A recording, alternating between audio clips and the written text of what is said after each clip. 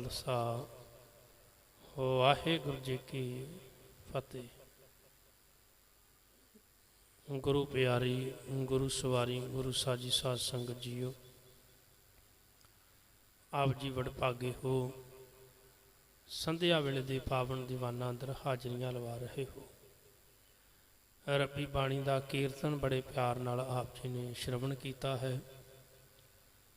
समा है गुरमत विचारां दा।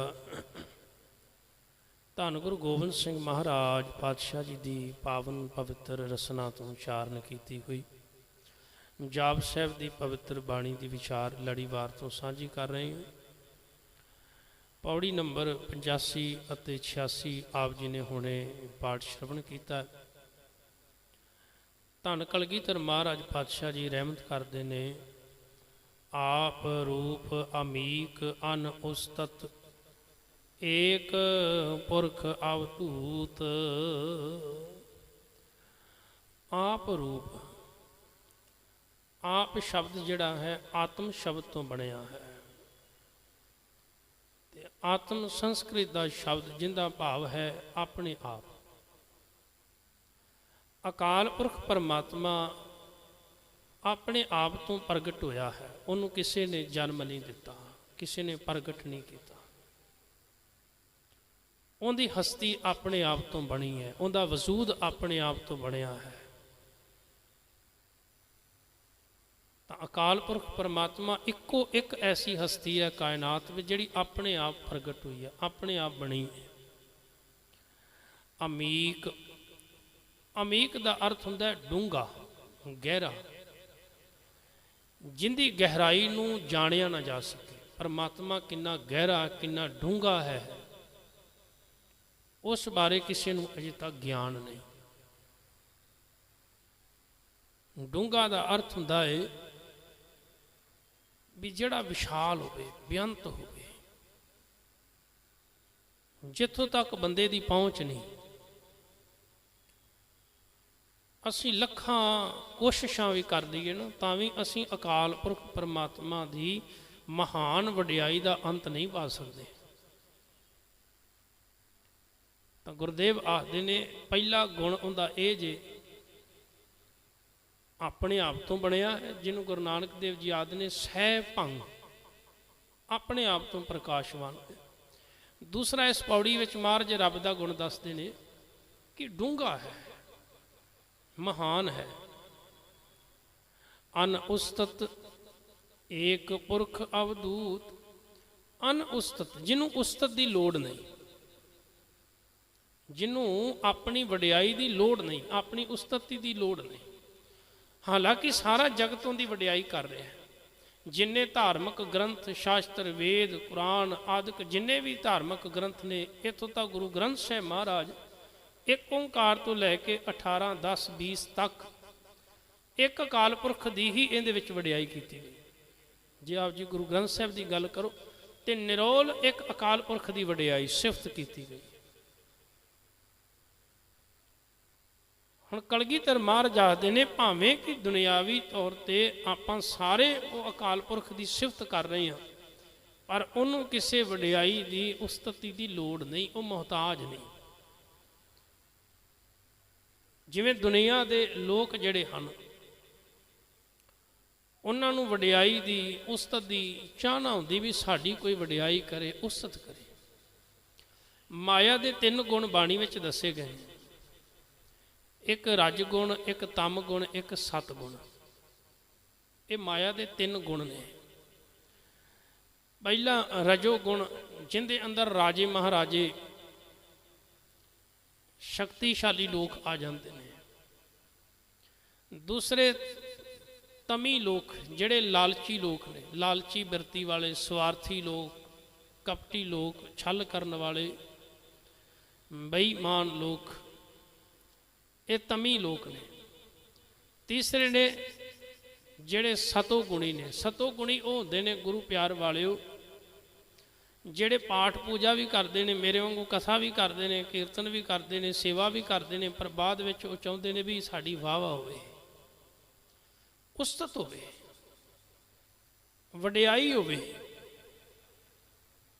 ਉਹਨਾਂ ਨੂੰ ਆਖਿਆ ਜਾਂਦਾ ਸਤੋ ਗੁਣੀ ਹੈ, ਉਹ ਵੀ ਮਾਇਆ ਦੇ ਪ੍ਰਭਾਵ ਹੇਠ ਹੀ। ਉਹ ਥੋੜੇ ਜਿਹੇ ਰਜੋ ਤੇ ਤਮੋ ਗੁਣੀ ਤੋਂ ਉੱਤੇ ਹੁੰਦੇ ਨੇ, ਪਰ ਜੇ ਉਹਨਾਂ ਦੇ ਮਨ ਵਿੱਚ ਚਾਹਨਾ ਹੈ ਨਾ ਵੀ ਕੋਈ ਮੇਰੀ ਵਡਿਆਈ ਕਰੇ, ਉਸਤਤ ਕਰੇ, ਮੇਰੀ ਵਾਹ ਵਾਹ ਕਰੇ, ਤੇ ਸਮਝੋ ਅਜੇ ਉਹ ਮਾਇਆ ਦੇ ਇਸ ਗੁਣ ਵਿੱਚ ਫਸੇ ਹੋਏ ਨੇ। ਇਹਨਾਂ ਤਿੰਨਾਂ ਤੋਂ ਉੱਤੇ ਚੌਥਾ ਪਦ ਆਖਿਆ ਨਿਰਵਾਣ ਪਦ, ਉੱਤਮ ਪਦ, ਜਿਹੜਾ ਇਹਨਾਂ ਤਿੰਨਾਂ ਤੋਂ ਉੱਤੇ ਹੋ ਗਿਆ। ਤੇ ਉਹ ਮਨੁੱਖ ਉਦੋਂ ਹੀ ਹੋ ਸਕਦਾ ਹੈ ਜਦੋਂ ਮਨੁੱਖ ਅਕਾਲ ਪੁਰਖ ਪਰਮਾਤਮਾ ਪਰਮੇਸ਼ਰ ਦਾ ਕਿਤੇ ਰੂਪ ਹੋ ਜਾਵੇ, ਕਿਉਂਕਿ ਨਾ ਅਕਾਲ ਪੁਰਖ ਨੂੰ ਵਡਿਆਈ ਦੀ ਲੋੜ ਹੈ ਤੇ ਨਾ ਹੀ ਜਿਹੜਾ ਉਹਦਾ ਰੂਪ ਹੋ ਗਿਆ ਉਹਨੂੰ ਕਿਸੇ ਉਸਤਤ ਦੀ ਲੋੜ ਹੈ। ਵੈਸੇ ਤਾਂ ਜਿਹੜਾ ਰੱਬ ਦੇ ਗੁਣ ਗਾਉਂਦਾ ਹੈ ਨਾ, ਉਹਦੇ ਅੰਦਰ ਇੱਕ ਖਾਸੀਅਤ ਹੁੰਦੀ ਹੈ ਕਿ ਅਗਰ ਉਹਦੀ ਕੋਈ ਨਿੰਦਿਆ ਕਰੇ, ਜੇ ਕੋਈ ਉਹਦੀ ਨਿੰਦਿਆ ਚੁਗਲੀ ਕਰੇ ਤੇ ਉਹ ਕਦੀ ਵੀ ਆਪਣਾ ਰਾਹ ਨਹੀਂ ਛੱਡਦਾ। ਤੁਸੀਂ ਵੇਖੋ ਕੁਦਰਤੀ ਗੱਲ ਹੈ, ਮਨੁੱਖੀ ਸੁਭਾਅ ਹੈ, ਜੇ ਕੋਈ ਸਾਡੀ ਕੋਈ ਨਿੰਦਿਆ ਕਰਦੇ, ਕੋਈ ਮਾੜਾ ਕਹਿ ਦੇ ਤੇ ਬਦਲੇ ਵਿੱਚ ਅਸੀਂ ਵੀ ਕਹਿਣਾ ਸ਼ੁਰੂ ਕਰ ਦਿੰਦੇ ਹਾਂ। ਅੰਦਰ ਈਰਖਾ ਜਨਮ ਲੈ ਲੈਂਦੀ ਹੈ। ਜੇ ਕਿਸੇ ਨੇ ਸਾਨੂੰ ਮਾੜਾ ਆਖਿਆ ਅਸੀਂ ਵੀ ਉਹਨੂੰ ਮਾੜਾ ਕਹਿ ਦਿੰਦੇ। ਜੇ ਕਿਸੇ ਨੇ ਸਾਨੂੰ ਕੁਛ ਆਖਿਆ ਫਿਰ ਬਦਲੇ ਵਿੱਚ ਅਸੀਂ ਵੀ ਕਹਿ ਦਿੰਦੇ। ਪਰ ਜਿਹੜਾ ਪਰਮਾਤਮਾ ਦੇ ਰਾਹ ਤੇ ਤੁਰਨ ਵਾਲਾ ਹੈ ਨਾ, ਜੇ ਕੋਈ ਉਹਦੀ ਨਿੰਦਿਆ ਕਰੇ ਤੇ ਬਦਲੇ ਵਿੱਚ ਉਹ ਉਹਦੀ ਨਿੰਦਿਆ ਨਹੀਂ ਕਰਦਾ। ਕਿਉਂ? ਉਹ ਕਹਿੰਦਾ ਏ ਵੀ ਨਿੰਦਿਆ ਕਰਨ ਵਾਲੇ ਨੇ, ਭੈੜੀ ਸੋਚ ਵਾਲੇ ਨੇ ਆਪਣਾ ਰਾਹ ਨਹੀਂ ਛੱਡਿਆ ਤੇ ਮੈਂ ਆਪਣਾ ਚੰਗਾ ਰਾਹ ਕਿਉਂ ਛੱਡਾਂ। ਸਤਿਗੁਰ ਪਾਤਸ਼ਾਹ ਜੀ ਰੱਬੀ ਬਾਣੀ ਵਿੱਚ ਕਿਰਪਾ ਕਰਦੇ ਨੇ ਕਿ ਜਿਹੜੇ ਰਮੇ ਹੋਏ ਪਰਮਾਤਮਾ ਦੇ ਸੇਵਕ ਨੇ, ਪਰਮੇਸ਼ਰ ਦੇ ਭਗਤ ਨੇ, ਹਰ ਜਨ ਰਾਮ ਨਾਮ ਗੁਣ ਗਾਵੇ। ਜੇ ਕੋ ਨਿੰਦ ਕਰੇ ਹਰ ਜਨ ਕੀ, ਆਪਣਾ ਗੁਣ ਨਾ ਗਵਾਵੇ। ਜੇ ਕੋ ਉਹਨਾਂ ਦੀ ਨਿੰਦਿਆ ਕਰਨ ਲੱਗ ਜੇ ਤੇ ਉਹ ਆਪਣਾ ਗੁਣ ਨਹੀਂ ਗਵਾਉਂਦੇ।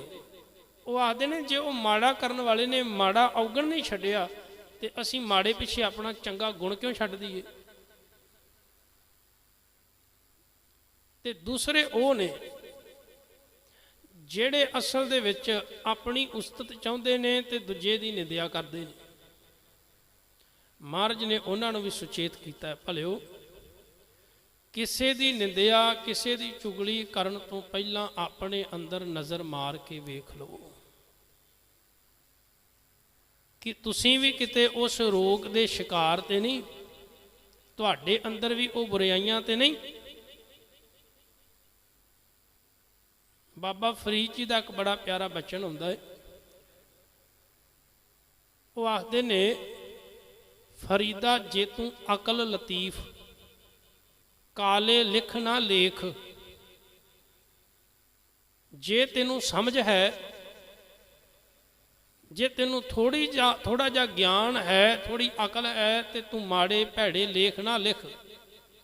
ਐਵੇਂ ਲੋਕਾਂ ਦੀ ਨਿੰਦਿਆ ਚੁਗਲੀ ਕਰਕੇ ਜਾਂ ਝੂਠੀ ਉਸਤਤ ਕਰਕੇ। ਕਈ ਵਾਰੀ ਬੰਦੇ ਨੂੰ ਕੋਈ ਆਪਣਾ ਕੰਮ ਕਢਾਉਣਾ ਹੋਵੇ ਤੇ ਬੰਦਾ ਝੂਠੀ ਵਡਿਆਈ ਵੀ ਕਰੀ ਜਾਂਦਾ।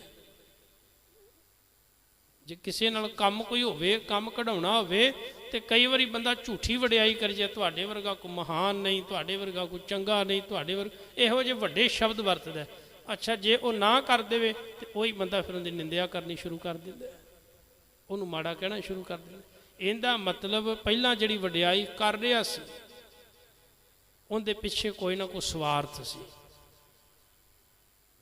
ਤਾਂ ਬਾਬਾ ਫਰੀਦ ਜੀ ਆਖਦੇ ਨੇ, ਫਰੀਦਾ ਜੇ ਤੂੰ ਅਕਲ ਲਤੀਫ, ਕਾਲੇ ਲਿਖ ਨਾ ਲੇਖ। ਆਪਣੇ ਗਿਰੀਵਾਨ ਮੈਂ ਸਿਰ ਨੀਵਾ ਕਰ ਦੇਖ। ਆਪਣੇ ਅੰਦਰ ਝਾਤੀ ਮਾਰ, ਆਪਣੇ ਅੰਦਰ ਝਾਤੀ ਮਾਰ ਕੇ ਤੇ ਤੂੰ ਵੀ ਉਸੇ ਹੀ ਬਿਮਾਰੀ ਦਾ ਸ਼ਿਕਾਰ ਤੇ ਨਹੀਂ ਕਿ ਤੂੰ ਲੋਕਾਂ ਨੂੰ ਮਾੜਾ ਕਹਿੰਦਾ ਫਿਰ ਰਿਹਾ ਤੇ ਤੂੰ ਆਪ ਕਿੰਨਾ ਕੁ ਚੰਗਾ ਹੈ। ਤੇ ਕਿਸੇ ਅਦੀਬ ਨੇ ਬੜਾ ਪਿਆਰਾ ਲਿਖਿਆ, ਉਹ ਕਹਿੰਦਾ ਏ, ਜਦੋਂ ਤੱਕ ਮੈਂ ਲੋਕਾਂ ਦੇ ਗੁਨਾਹ ਵੇਖਦਾ ਰਿਹਾ ਨਾ, ਉਹਨਾਂ ਚਿਰ ਮੈਨੂੰ ਆਪਣੇ ਅੰਦਰ ਕੋਈ ਵੀ ਮਾੜਾ ਔਗਣ ਨਜ਼ਰ ਨਹੀਂ ਆਇਆ। ਇਹ ਸੱਚ ਗੱਲ ਹੈ। ਜਦੋਂ ਤੱਕ ਆਪਾਂ ਦੁਨੀਆ ਦੇ ਅੰਦਰ ਕਮੀਆਂ ਲੱਭਾਂਗੇ ਨਾ ਤੇ ਬੰਦੇ ਨੂੰ ਆਪਣੇ ਅੰਦਰ ਕਮੀ ਨਜ਼ਰ ਨਹੀਂ ਆਉਂਦੀ। ਹਜ਼ਾਰਾਂ ਲੱਖਾਂ ਗਲਤੀਆਂ ਸਾਨੂੰ ਮਿਲ ਜਾਂਦੀਆਂ ਨੇ ਮਨੁੱਖ ਦੇ ਅੰਦਰ, ਪਰ ਉਹੀ ਮਨੁੱਖ ਜੇ ਕਦੀ ਆਪਣੇ ਅੰਦਰ ਵੇਖਣਾ ਸ਼ੁਰੂ ਕਰੇ, ਉਹਨੂੰ ਪਤਾ ਲੱਗੇਗਾ ਵੀ ਉਸ ਨਾਲੋਂ ਕਈ ਗੁਣਾ ਤੇ ਮੇਰੇ ਅੰਦਰ ਜਿਹੜੀਆਂ ਨੇ ਬੇਈਮਾਨੀਆਂ ਭਰੀਆਂ ਹੋਈਆਂ ਨੇ, ਹਜ਼ਾਰਾਂ ਗੁਣਾ। ਉਸ ਲੇਖਕ ਨੇ ਬੜੀ ਪਿਆਰੀ ਇਹ ਵਿਆਖਿਆ ਕੀਤੀ ਇਸ ਗੱਲ ਦੀ। ਉਹ ਕਹਿੰਦਾ, ਜਬ लग न थी अपने गुनाहों की खबर, तो दुनिया में देखते थे ऐबो हुनर, जब पड़ी अपने ही गुनाहों पे नजर, तो दुनिया में कोई भी बुरा ना रहा। जिस दिन अपने गुनाहां ते नजर पै गई ना, उस दिन पता लग गया भी सब तो बुरा कोई मनुख इस दुनिया विच है ते वो मैं। एक टीचर क्लास दे विच पढ़ा रहा सी, ते उन्हें एक शब्द वरतिया बच्चियां नूं। वो कहंदा, अज मेरा पहला दिन है क्लास दे विच, अज मैं पहले दिन आया वां क्लास दे विच। बच्चिओ एक गल ध्यान नाल सुन लो मेरी, कि मैनू क्लास दे विच गंदगी बिल्कुल भी पसंद नहीं। जदों ये गल आखी, एक बच्चा जिहड़ा विचों उठ के बाहर बैठ गया जाके। शेख सादी लिखते हैं, वो बच्चा बाहर बह गया जाके। टीचर पढ़ाता रहा, क्लास खत्म हो गई। अगले दिन फिर बच्चा आया, फिर बाहर बह गया। जदों 2-3 दिन तक इस तरह चलता रहा, तो उस टीचर नूं पता लग्या, उन्हें बालक नूं बुलाया, बालक आवे ना। टीचर आप गया, तू अंदर क्यों नहीं आता? वो आखे मैं नहीं आना। आखन बड़ा जिद्दी बच्चा है, भी अपने टीचर की गल मनता नहीं। अपने माँ बाप नूं बुला के लैके आ। अगले दिन अपने माँ बाप नूं बुला के लैके आया, कह लगे तुहाडा बच्चा 3 दिन हो गए ने क्लास विच नहीं आया, बाहर बैठा रहिंदा है, ना ये मेरी गल मनदा है। ते उहदे माँ बाप ने पूछा भी पुत्र तू अपने इस टीचर की गल क्यों नहीं मानता, तू बाहर क्यों बैठा रही? वो कहता मेरे टीचर ने पहले दिन आउंदियां एक गल आखी सी भी मैनू क्लास विच गंदगी पसंद नहीं। वो कहता मैं अपने अंदर नज़र मारी, सब तो ज़्यादा भैड़ी गंदगी मेरे अंदर, भैड़े ख्याल, भैड़ी सोच, भैड़ी विचार, जिन्नी भी गंदगी सी विचारां दी मेरे अंदर सी। मैं आख्या मेरे तो गंदा इस क्लास में होर कोई नहीं, इस करके मैं बाहर आके बैठ गया। हुण अंदरों गंदगी निकले तो मैं क्लास में जावां। शेख सादी लिखते ने, उस टीचर ने मत्था टेकता बच्चे नूं। वो कहंदा मैं तो बाहर वाली गंदगी की गल कर रहा सा, पर धन है तू जिन्हें अपने अंदर गंदगी वेख ली। किन्ने कु समाज विच लोग ने ऐसे ਜਿਹੜੇ कदी अपने अंदर की गंदगी नूं वेखदे होण। दूजियां दी गंदगी तां सारे वेखदे, दूजियां दे ऐब तां सारे वेखदे ने। वेखण वाले दा नज़रिया है, चंगे बंदे विच भी कोई अवगण वेख सकदा है, ते मंदे बंदे विचों भी कोई एक चंगी सिक्ख्या प्राप्त कर सकदा है, चंगियाई लभ सकदी है। मेरे जीवन की एक घटना है। अमृत वेले मैं गुरु घर विखे प्रकाश कर रहा सा। बाहर गली दे ना कुत्तियां दी आवाज़ बड़ी तेज आ रही सी। प्रकाश करन तो बाद, हुक्मनामा साहब लिखण तो बाद मैं बाहर नज़र मारी गेट ते जाके, ते मैं बाहर की वेख्या भी कुत्ते भौंक रहे बड़ी जोर जोर दी। एक मनुख जिन्हें अपने कंधे दे उत्ते ना एक वड्डी सारी बोरी चुकी हुई, कुत्ते भौंक रहे ने पर उन्होंने कोई फर्क नहीं पै रहा। वो की कर रहा सी भी जिथे कूड़ा करकट गंदगी पई हुंदी सी ना, उत्थों कोई चीज़ां चुकदा ते वो अपनी बोरे विच पाउंदा। उनका रोज़ का काम सी। सवेरे सवखत उन्हें आ जाना 4-4:30 बजे, दिन चढ़द्या तक 5-6 बजे तक उन्हें बोरा जा भर के ते अपना वेच के ते उन्हें दिन की दिहाड़ी बना ली। मैं बड़ा हैरान होया, मैं कहा वेखो कैसा मनुख है, ये गंदगी दे विचों भी चंगियां चीज़ां लभ के वेच लैंदा है। ਤੇ ਸਾਡੇ ਵਾਲੇ ਕਹਿ ਲਗੇ ਚੰਗਿਆਈ ਵਿੱਚੋਂ ਵੀ ਗੰਦਗੀ ਹੀ ਲੱਭਣਗੇ। ਕਿੰਨਾ ਵੀ ਚੰਗਾ ਮਨੁੱਖ ਕਿਉਂ ਨਾ ਹੋਵੇ, ਉਹਦੇ ਵਿੱਚ ਵੀ ਕੋਈ ਨੂੰ ਕਮੀ ਲੱਭਣਗੇ, ਵੀ ਇਹਦੇ ਵਿੱਚ ਕਮੀ ਵੇਖੋ ਕੀ ਹੈ। ਉਹ ਇਹ ਪੱਖ ਨਹੀਂ ਵੇਖਦੇ ਵੀ ਇਹਦਾ ਚੰਗਾ ਪੱਖ ਕਿੰਨਾ ਵਧੀਆ ਵਾ। ਉਹਦੀਆਂ 100 ਚੰਗਿਆਈਆਂ ਤੇ ਉਦੋਂ ਪਾਣੀ ਫੇਰ ਦਿੰਦੇ ਨੇ ਜਦੋਂ ਉਹਦੀ ਇੱਕ ਕਮੀ। ਬਹੁਤਾਇਤ ਮਨੁੱਖ ਜਿਹੜੇ ਨੇ ਉਹ ਇਹੀ ਨਜ਼ਰ ਲੈ ਕੇ ਆਉਂਦੇ ਨੇ। ਤੇ ਮੈਂ ਕਈ ਵਾਰੀ ਫਿਰ ਆਇਆ, ਕੇਵਲ ਬਾਹਰੀ ਸੰਸਾਰ ਵਿੱਚ, ਸਮਾਜ ਵਿੱਚ ਨਹੀਂ, ਧਾਰਮਿਕ ਮੰਦਰਾਂ ਵਿੱਚ ਵੀ ਲੋਕੀ ਬਿਰਤੀ ਲੈ ਕੇ ਆਉਂਦੇ ਨੇ। ਗੁਰਦੁਆਰਿਆਂ ਵਿੱਚ, ਮੰਦਰਾਂ ਵਿੱਚ, ਮਸੀਤਾਂ ਵਿੱਚ ਉਹ ਵੀ ਇਹ ਵੇਖਦੇ ਨੇ। ਕਈ ਵਾਰੀ ਹੁਣ ਪੂਰੀ ਕਥਾ ਕਰ ਲਈਏ ਨਾ, ਕਥਾ ਕਰਨ ਤੋਂ ਬਾਅਦ ਕਈ ਥਾਵੀਂ ਇਸ ਤਰ੍ਹਾਂ ਹੋਇਆ ਤੇ ਉੱਠ ਕੇ ਜਦੋਂ ਥੱਲੇ ਹੋਈਏ ਤੇ ਮਗਰੋਂ ਕੋਈ ਬੰਦਾ ਆ ਕਹੇਗਾ, ਗਿਆਨੀ ਜੀ ਇੱਥੇ ਤੁਸੀਂ ਗਲਤੀ ਕਰ ਦਿੱਤੀ। ਤੇ ਮੈਂ ਕਿਹਾ ਜਿਹੜੀਆਂ ਚੰਗੀਆਂ ਗੱਲਾਂ ਆਖੀਆਂ ਨੇ ਉਹ ਤੁਹਾਨੂੰ ਸਮਝ ਨਹੀਂ ਆਈਆਂ। ਪਹਿਲੀ ਗੱਲ ਤਾਂ ਮੈਂ ਗਿਆਨੀ ਹੈ ਹੀ ਨਹੀਂ, ਕਿ ਗਿਆਨੀ ਤੁਸੀਂ ਹੋ, ਗਿਆਨ ਤੁਹਾਨੂੰ ਹੋਇਆ ਤੇ ਮੈਨੂੰ ਦੱਸਣ ਆਏ ਹੋ। ਮੈਂ ਤੇ ਗੁਰੂ ਨਾਨਕ ਦਾ ਸਿੱਖ ਹਾਂ। ਤੇ ਸਿੱਖ ਭੁੱਲਣ ਆ ਰਿਹਾ, ਉਹ ਗਲਤੀਆਂ ਕਰਦਾ ਹੈ। ਮੇਰੇ ਕੋਲ ਤਾਂ ਹਜ਼ਾਰਾਂ ਗਲਤੀਆਂ ਹੁੰਦੀਆਂ ਨੇ, ਪਰ ਧੰਨਵਾਦ ਤੁਸੀਂ ਗਿਆਨ ਦੇਣ ਆਏ। ਪਰ ਉਸੇ ਮਨੁੱਖ ਨੂੰ ਜੇ ਪੁੱਛ ਲਵੋ ਵੀ ਕਿਹੜੇ ਸ਼ਬਦ ਦੀ ਵਿਆਖਿਆ ਹੋਈ, ਤੈਨੂੰ ਪਤਾ ਨਹੀਂ ਹੋਏਗਾ। ਕਿਉਂ? ਕਿਉਂਕਿ ਬਿਰਤੀ ਉੱਥੇ ਹੁੰਦੀ ਵੀ ਕਦੋਂ ਗਿਆਨੀ ਗਲਤੀ ਕਰੇ ਤੇ ਕਦੋਂ ਮੈਂ ਫੜਾਂ, ਕਦੋਂ ਉਹਨੇ ਗਲਤੀ ਕਰਨੀ ਹੈ, ਕਦੋਂ ਮੈਂ ਉਹਨੂੰ ਜਾ ਕੇ ਫੜਨਾ ਹੈ। ਕਿਉਂ? ਉਹ ਇਹ ਸੋਚ ਕੇ ਬੈਠਾ ਹੁੰਦਾ। ਉਹ ਇਹ ਸੋਚ ਕੇ ਨਹੀਂ ਬੈਠਾ ਵੀ ਕੁਝ ਨਾ ਕੁਝ ਮੈਂ ਲੈ ਕੇ ਜਾਣਾ ਹੈ, ਕੁਝ ਚੰਗਾ ਲੈਣਾ ਹੈ। ਧੰਨ ਕਲਗੀਧਰ ਮਹਾਰਾਜ ਆਖਦੇ ਨੇ, ਭਲਿਆ ਦੁਨਿਆਵੀ ਝੂਠੀ ਉਸਤਤ ਕੇਵਲ ਮਨੁੱਖ ਨੂੰ ਲੋੜ ਹੈ, ਰੱਬ ਨੂੰ ਇਹਦੀ ਲੋੜ ਨਹੀਂ, ਪਰਮਾਤਮਾ ਨੂੰ ਇਹਦੀ ਲੋੜ ਨਹੀਂ। ਸੰਸਾਰਕ ਲੋਕਾਂ ਨੂੰ ਲੋੜ ਹੈ। ਤਾਂ ਹੀ ਲੋਕੀ ਆਖਦੇ ਨੇ ਵੀ ਸਾਡੀ ਉਸਤਤ ਹੋਵੇ, ਸਾਡੀ ਵਡਿਆਈ ਹੋਵੇ। ਹੁਣ ਜੇ ਇਹਨੂੰ ਵਡਿਆਈ ਦੀ ਲੋੜ ਹੈ ਤੇ ਜੇ ਕਿਤੇ ਇਹਦੀ ਨਿੰਦਿਆ ਹੋ ਜਾਵੇ ਤੇ ਫਿਰ ਉਦੋਂ ਇਹ ਦੁਖੀ ਵੀ ਬੜਾ ਹੁੰਦਾ ਹੈ। ਮਹਾਰਾਜ ਨੇ ਫਿਰ ਇਹਨੂੰ ਬੜਾ ਪਿਆਰਾ ਉਪਦੇਸ਼ ਦਿੱਤਾ, ਉਸਤਤ ਨਿੰਦਾ ਦੋ ਤਿਆਗੈ ਖੋਜੈ ਪਦ ਨਿਰਬਾਨਾ, ਜਨ ਨਾਨਕ ਇਹ ਖੇਲ ਕਠਨ ਹੈ ਕਿਨਹੁ ਗੁਰਮੁਖ ਜਾਨਾ। ਇਹ ਖੇਡ ਬੜੀ ਔਖੀ ਹੈ। ਕਿਹੜੀ? ਉਸਤਤ ਤੇ ਨਿੰਦਿਆ ਨੂੰ ਛੱਡਣਾ। ਮਹਾਰਾਜ ਆਖਦੇ ਨੇ ਚੱਲ ਜੇ ਤੂੰ ਨਹੀਂ ਛੱਡ ਸਕਦਾ ਨਾ ਤੇ ਫਿਰ ਇੱਕ ਕੰਮ ਕਰਿਆ ਕਰ, ਤੂੰ ਆਪਣੇ ਆਪ ਦੀ ਨਿੰਦਿਆ ਕਰਿਆ ਕਰ, ਦੂਜਿਆਂ ਦੀ ਝੂਠੀ ਉਸਤਤ ਨਾ ਕਰਿਆ। ਉਸਤਤ ਕੇਵਲ ਅਕਾਲ ਪੁਰਖ ਦੀ ਕਰਿਆ ਕਰ, ਲੋਕਾਂ ਦੀ ਨਾ ਕਰਿਆ ਕਰ, ਅਕਾਲ ਪੁਰਖ ਦੀ ਕਰਿਆ ਕਰ।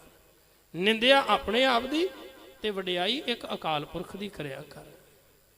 ਉਸਤਤ ਮਨ ਮੈਂ ਕਰ ਨਿਰੰਕਾਰ, ਕਰ ਮਨ ਮੇਰੇ ਸਤ ਵਿਵਹਾਰ। ਆਪਣੇ ਮਨ ਵਿੱਚ ਇੱਕ ਅਕਾਲ ਪੁਰਖ ਦੀ ਉਸਤਤ ਕਰ, ਵਡਿਆਈ ਕਰ, ਉਹਦੀ ਸਿਫਤ ਕਰ, ਉਸ ਕਰਤੇ ਨਾਲ ਜੁੜ ਤੇ ਆਪਣੇ ਆਪ ਨੂੰ ਕਹਿ, ਮੰਦਾ ਜਾਣੇ ਆਪ ਕੋ ਅਵਰ ਭਲਾ ਸੰਸਾਰ।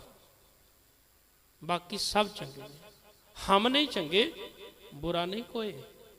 ਅਸੀਂ ਚੰਗੇ ਨਹੀਂ, ਬਾਕੀ ਸਾਰੇ ਚੰਗੇ ਨੇ। ਕਿਉਂ? ਕੋਈ ਨਾ ਕੋਈ ਚੰਗਾ ਗੁਣ ਹਰ ਕਿਸੇ ਵਿੱਚ ਹੈ, ਪਰ ਸਾਡੇ ਵਿੱਚ ਹੋ ਸਕਦਾ ਉਹ ਚੰਗਾ ਗੁਣ ਨਾ ਹੋਵੇ। ਤਾਂ ਮੇਰੇ ਪਾਤਸ਼ਾਹ ਜੀ ਆਖਦੇ ਨੇ, ਅਨ ਉਸਤਤ, ਪਰਮਾਤਮਾ ਨੂੰ ਉਸਤਤ ਦੀ ਲੋੜ ਨਹੀਂ, ਉਹਨੂੰ ਝੂਠੀ ਵਡਿਆਈ ਦੀ ਲੋੜ ਨਹੀਂ। ਏਕ ਪੁਰਖ ਅਵਧੂਤ, ਇੱਕ ਪੁਰਖ ਹੈ, ਕੇਵਲ ਇੱਕੋ ਇੱਕ ਅਕਾਲ ਪੁਰਖ ਸਾਰਿਆਂ ਵਿੱਚ ਹੈ। ਅਵਧੂਤ ਆਖਦੇ ਨੇ ਮਾਇਆ ਦੇ ਬੰਧਨਾਂ ਤੋਂ ਰਹਿਤ, ਤਿਆਗੀ ਸੁਭਾਅ ਦਾ ਮਾਲਕ। ਅਕਾਲ ਪੁਰਖ ਤਿਆਗੀ ਸੁਭਾਅ ਦਾ ਮਾਲਕ ਹੈ। ਗਰਭ ਗੰਜਨ ਸਰਬ ਭੰਜਨ ਆਦ ਰੂਪ ਅਸੂਤ। ਗਰਭ ਗੰਜਨ, ਗਰਭ ਦਾ ਅਰਥ ਹੁੰਦਾ ਹੰਕਾਰ। ਵੱਡੇ ਵੱਡੇ ਹੰਕਾਰੀਆਂ ਦੇ ਹੰਕਾਰ ਨੂੰ ਤੋੜ ਦਿੰਦਾ ਅਕਾਲ ਪੁਰਖ।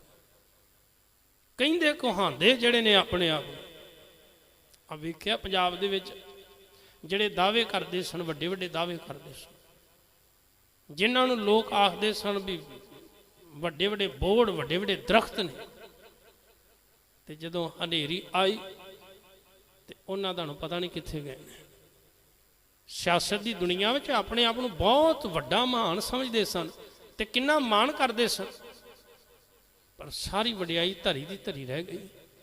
ਅਕਾਲ ਪੁਰਖ ਜਿਹੜਾ ਹੈ ਉਹ ਇੱਕ ਬਚਨ ਕਰਦਾ ਵੀ ਕਦੀ ਹੰਕਾਰ ਨਾ ਕਰੀ ਆਪਣੀ ਮਿਹਨਤ ਤੇ, ਨਹੀਂ ਤਾਂ ਹੰਕਾਰ ਨੂੰ ਤੋੜਨ ਲੱਗਿਆ ਉਹ ਸਮਾਂ ਨਹੀਂ ਲਾਉਂਦਾ। ਗਰਭ ਗੰਜਨ ਸਰਬ ਭੰਜਨ, ਸਾਰਿਆਂ ਨੂੰ ਨਾਸ਼ ਕਰਨ ਵਾਲਾ ਹੈ। ਆਦ ਰੂਪ ਅਸੂਤ, ਉਹ ਆਦ ਰੂਪ ਹੈ, ਸ਼ੁਰੂ ਤੋਂ ਕੇਵਲ ਇੱਕ ਅਕਾਲ ਪੁਰਖ ਪਰਮਾਤਮਾ ਦੀ ਹਸਤੀ ਕਾਇਮ ਹੈ। ਅਸੂਤ ਭਾਵ ਜਨਮ ਤੋਂ ਰਹਿਤ ਹੈ। ਉਹ ਜਨਮਾਂ ਵਿੱਚ ਨਹੀਂ ਆਉਂਦਾ। ਅੰਗਹੀਨ ਅਭੰਗ ਨਾਤਮ ਏਕ ਪੁਰਖ ਅਪਾਰ। ਅੰਗਹੀਨ ਉਹਦਾ ਸਰੀਰ ਨਹੀਂ ਹੈ। ਅਭੰਗ ਉਹ ਅਸਲ ਦੇ ਵਿੱਚ ਨਾਸ਼ ਵੀ ਨਹੀਂ ਹੁੰਦਾ। ਅਨਾਤਮ, ਅਨਾਤਮ ਦਾ ਅਰਥ ਹੈ ਜਿਹਦੇ ਵਿੱਚ ਆਤਮਾ ਨਹੀਂ ਹੈਗੀ। ਅਕਾਲ ਪੁਰਖ ਪਰਮਾਤਮਾ ਜਿਹੜਾ ਉਹਦਾ ਜਿਹੜਾ ਜੀਵਾਤਮਾ ਹੈ ਉਹ ਸਾਰੇ ਜੀਵਾਂ ਵਿੱਚ ਹੈ, ਪਰ ਅਕਾਲ ਪੁਰਖ ਵਿੱਚ ਕੋਈ ਜੀਵਾਤਮਾ ਨਹੀਂ ਹੈਗੀ। ਅਸੀਂ ਤਾਂ ਸਾਡਾ ਸਰੀਰ ਤੇ ਕਿਸੇ ਦੇ ਆਸਰੇ ਚੱਲ ਰਿਹਾ ਨਾ, ਸਾਡਾ ਜੀਵਨ ਤਾਂ ਉਹਦੇ ਆਸਰੇ ਚੱਲ ਰਿਹਾ। ਅਕਾਲ ਪੁਰਖ ਨੇ ਸਾਡੇ ਅੰਦਰ ਜਿੰਦ ਪਾਈ ਹੈ, ਜਿਹਨੂੰ ਜੀਵਾਤਮਾ ਆਤਮਾ ਸ਼ਬਦ ਕਹਿ ਦਿੰਦੇ ਆ, ਪਰ ਅਕਾਲ ਪੁਰਖ ਦੇ ਅੰਦਰ ਕੋਈ ਆਤਮਾ ਨਹੀਂ ਹੈਗੀ। ਏਕ ਪੁਰਖ ਅਪਾਰ ਸਰਵ ਵਿਆਪਕ ਇੱਕ ਬੇਅੰਤ ਹੈ। ਸਰਬ ਲਾਇਕ ਸਰਬ ਘਾਇਕ ਸਰਬ ਕੋ ਪ੍ਰਤਪਾਰ। ਉਹ ਸਾਰਿਆਂ ਗੱਲਾਂ ਦੇ ਲਾਇਕ ਹੈ, ਸਮਰੱਥ ਹੈ, ਸਭਨਾਂ ਤੋਂ ਸ੍ਰੇਸ਼ਟ ਹੈ ਅਕਾਲ ਪੁਰਖ ਪਰਮਾਤਮਾ। ਉਹ ਸਭ ਕੁਝ ਕਰ ਸਕਦਾ, ਸਰਬ ਘਾਇਕ ਸਭ ਨੂੰ ਖਤਮ ਵੀ ਕਰ ਸਕਦਾ, ਸਰਬ ਕੋ ਪ੍ਰਤਪਾਰ ਸਾਰਿਆਂ ਦੀ ਪਾਲਣਾ ਕਰ ਰਿਹਾ। ਕੋਈ ਅਮੀਰ ਹੈ, ਕੋਈ ਗਰੀਬ ਹੈ, ਕੋਈ ਰਾਜਾ ਹੈ, ਕੋਈ ਰੰਕ ਹੈ, ਕੋਈ ਵੱਡਾ ਹੈ, ਕੋਈ ਛੋਟਾ ਹੈ, ਸਭਨਾਂ ਦੀ ਪਾਲਣਾ ਅਕਾਲ ਪੁਰਖ ਕਰ ਰਿਹਾ, ਸਭਨਾਂ ਨੂੰ ਉਹ ਦੇ ਰਿਹਾ ਹੈ। ਸਰਬ ਗੰਤਾ ਸਰਬ ਹੰਤਾ ਸਰਬ ਤੇ ਅਨਭੇਖ। ਪਰਮਾਤਮਾ ਜਿਹੜਾ ਨਾ ਸਰਬ ਗੰਤਾ, ਗੰਤਾ ਦਾ ਅਰਥ ਹੈ ਜਾਣਨ ਵਾਲਾ। ਉਹਦੀ ਪਹੁੰਚ ਹਰ ਇੱਕ ਤੱਕ ਹੈ। ਕੋਈ ਐਸਾ ਨਹੀਂ ਵੀ ਜਿਹਦੇ ਅੰਦਰ ਦੀ ਉਹ ਗੱਲ ਨਾ ਜਾਣਦਾ ਹੋਵੇ। ਹਰ ਇੱਕ ਦੀ ਗੱਲ ਜਾਣਨ ਵਾਲਾ ਅਕਾਲ ਪੁਰਖ ਹੈ, ਇਸ ਕਰਕੇ ਉਹਨੂੰ ਅੰਤਰਜਾਮੀ ਕਹਿੰਦੇ ਆ, ਅੰਦਰ ਦੀ ਜਾਣਨ ਵਾਲਾ। ਸਰਬ ਹੰਤਾ ਸਭ ਨੂੰ ਖਤਮ ਕਰਨ ਵਾਲਾ ਹੈ। ਸਰਬ ਤੇ ਅਨਭੇਖ ਉਹ ਸਾਰਿਆਂ ਤੋਂ ਨਿਰਾਲਾ ਹੈ, ਸਾਰਿਆਂ ਤੋਂ ਵੱਖਰਾ ਹੈ, ਉਹਦੇ ਵਰਗਾ ਹੋਰ ਕੋਈ ਨਹੀਂ। ਸਰਬ ਸ਼ਾਸਤਰ ਨੇ ਜਾਣਹੀ ਜਿਹ ਰੂਪ ਰੰਗ ਅਰੇਖ। ਸਰਬ ਸ਼ਾਸਤਰ ਹਿੰਦੂ ਧਰਮ ਦੇ ਅੰਦਰ 6 ਸ਼ਾਸਤਰ ਮੰਨੇ ਗਏ ਨੇ, 4 ਵੇਦ 18 ਪੁਰਾਣ 27 ਸਮਰਤੀਆਂ। ਮਹਾਰਾਜ ਕਹਿ ਰਹੇ ਹਨ ਭਾਈ ਸ਼ਾਸਤਰ ਵੀ ਅਕਾਲ ਪੁਰਖ ਦਾ ਭੇਦ ਨਹੀਂ ਪਾ ਸਕੇ, ਉਹ ਦੱਸ ਨਹੀਂ ਸਕੇ ਵੀ ਉਹਦਾ ਕਿਹੋ ਜਿਹਾ ਰੂਪ ਹੈ, ਰੰਗ ਹੈ, ਕਿਹੋ ਜਿਹੀ ਉਹਦੀ ਰੇਖਾ ਹੈ, ਨਹੀਂ ਬਿਆਨ ਕਰ ਸਕੇ। ਪਰਮ ਵੇਦ ਪੁਰਾਣ ਜਾ ਕੇ ਨੇਤ ਭਗਤ ਨਿਤ। ਪਰਮ ਵੇਦ ਜਿੰਨੇ ਵੀ ਵੇਦ ਹਨ ਉਹ ਕੇਵਲ ਇੱਕ ਅਕਾਲ ਪੁਰਖ ਪਰਮਾਤਮਾ ਦੇ ਸੰਬੰਧ ਵਿੱਚ ਇਹ ਕਹਿ ਰਹੇ ਹਨ ਕਿ ਪਰਮਾਤਮਾ ਬੇਅੰਤ ਹੈ, ਬੇਅੰਤ ਹੈ, ਬੇਅੰਤ ਹੈ, ਉਹਦਾ ਅੰਤ ਨਹੀਂ ਪਾਇਆ ਜਾ ਸਕਦਾ। ਕੋਟ ਸਿਮਰਤ ਪੁਰਾਣ ਸ਼ਾਸਤਰ ਨ ਆਵਈ ਵੋ ਚਿਤ। ਮਹਾਰਾਜ ਨੇ ਹੁਣ ਬੜੀ ਵੱਡੀ ਗੱਲ ਕਰਤੀ। ਵੈਸੇ ਮੈਂ ਆਪ ਜੀ ਨਾਲ ਜ਼ਿਕਰ ਕੀਤਾ ਹੈ ਵੀ 27 ਸਿਮਰਤੀਆਂ ਨੇ, 18 ਪੁਰਾਣ ਨੇ, 4 ਵੇਦ 6 ਸ਼ਾਸਤਰ ਨੇ, ਪਰ ਕਲਗੀਧਰ ਮਹਾਰਾਜ ਨੇ ਕੋਟ ਸਿਮਰਤ, ਕਰੋੜਾਂ ਸਿਮਰਤੀਆਂ ਹੋਣ, ਕਰੋੜਾਂ ਸਿਮਰਤੀਆਂ, ਕਰੋੜਾਂ ਪੁਰਾਣ, ਕਰੋੜਾਂ ਸ਼ਾਸਤਰ। ਕਹਿਣ ਲੱਗੇ ਇਹਨਾਂ ਨੂੰ ਪੜ੍ਹ ਕੇ ਕੋਈ ਮਨੁੱਖ ਇਹ ਆਖੇ ਮੈਂ ਰੱਬ ਦਾ ਭੇਦ ਪਾ ਲਿਆ, ਉਹ ਭੇਦ ਨਹੀਂ ਪਾ ਸਕਦਾ, ਕਿਉਂਕਿ ਉਹ ਬੇਅੰਤ ਹੈ, ਉਹਦਾ ਕੋਈ ਅੰਤ ਨਹੀਂ ਪਾ ਸਕਦਾ। ਸੋ ਸਤਿਗੁਰ ਮਹਾਰਾਜ ਸੱਚੇ ਪਾਤਸ਼ਾਹ ਜੀ ਕਿਰਪਾ ਕਰਨ, ਰਹਿਮਤ ਕਰਨ, ਐਸੇ ਮਾਲਕ ਦੇ ਚਰਨਾਂ ਨਾਲ ਜੁੜੀਏ, ਬਲਿਹਾਰੇ ਜਾਈਏ, ਸਦਕੇ ਕੁਰਬਾਨ ਜਾਈਏ, ਜਿਹੜਾ ਸਭਨਾਂ ਦੀ ਪਾਲਣਾ ਕਰਨ ਵਾਲਾ ਹੈ, ਸਭਨਾਂ ਨੂੰ ਦੇਣ ਵਾਲਾ ਹੈ, ਜਿਹਨੂੰ ਕੋਈ ਉਸਤਤ ਵਡਿਆਈ ਦੀ ਭੁੱਖ ਨਹੀਂ ਹੈ। ਮਹਾਰਾਜ ਦੇ ਚਰਨਾਂ ਵਿੱਚ ਅਰਦਾਸ ਕਰੀਏ ਸਤਿਗੁਰੂ ਸਾਨੂੰ ਆਪਣੇ ਚਰਨਾਂ ਨਾਲ ਜੋੜ ਕੇ ਰੱਖੋ, ਤਾਂ ਜੋ ਅਸੀਂ ਆਪਣਾ ਜੀਵਨ ਸਫਲਾ ਕਰਕੇ ਮਹਾਰਾਜ ਤੁਹਾਡੇ ਦੱਸੇ ਰਾਹ 'ਤੇ ਚੱਲ ਕੇ ਤੇ ਇਹ ਆਵਾਗਾਉਣ ਦਾ ਜਿਹੜਾ ਗੇੜ ਹੈ ਖਤਮ ਕਰ ਸਕੀਏ ਅਤੇ ਨਿਜ ਘਰ ਦੇ ਵਾਸੀ ਬਣ ਸਕੀਏ। ਹੋਈਆਂ ਭੁੱਲਾਂ ਚੁੱਕਾਂ ਦੀ ਖਿਮਾ। ਵਾਹਿਗੁਰੂ ਜੀ ਕਾ ਖਾਲਸਾ, ਵਾਹਿਗੁਰੂ ਜੀ ਕੀ ਫਤਿਹ।